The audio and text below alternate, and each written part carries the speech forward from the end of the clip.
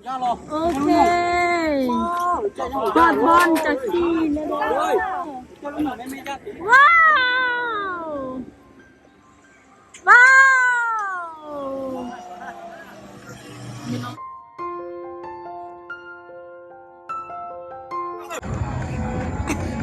โอเคถ่ายแล้วถ่ายอีกเดี๋ยวทุกคนมาล่องเหือป้าเย้า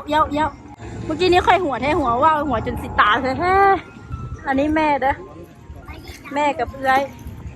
ม่วนแหงเด้อบางเบียงนะคืนขนาดเลยแล้วก็ไผ่รออึ๊บกำลังเอี้ยวมาเด้อบรรยากาศอยู่บางเบียงเด้อนี่ล่องเหือเด้อล่องเหือน้อยเด้อม่วนได้ม่วนป่ะอยู่ปีนะคืนขนาดโอ้โหว้า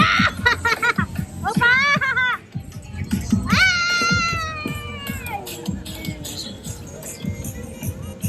ม่วนให้ม่วนบ้าบุ้งเมย์บ้านของเรามิจิลีบุญนะ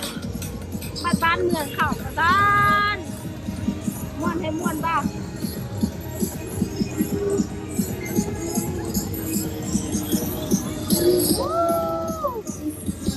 ธรรมชาติ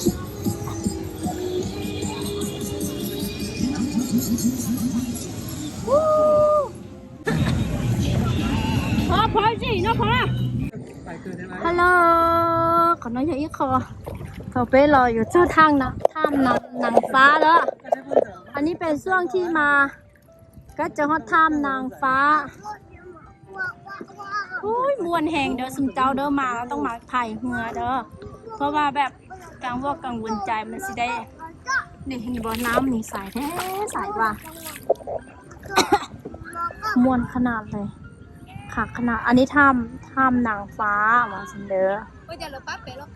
โซแล้วมาป้าเนี่ยเขากำลังโค้งคืนนะ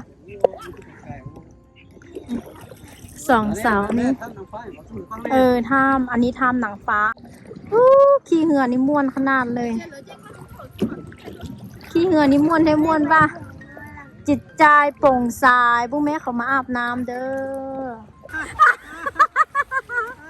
ว่าอย่าไปหัวเขาหลายเพราะเขาโบต้องไปอันนี้เลย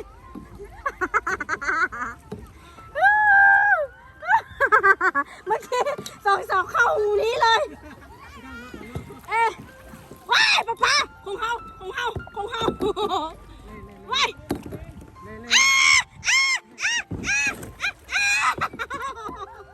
นี่เด้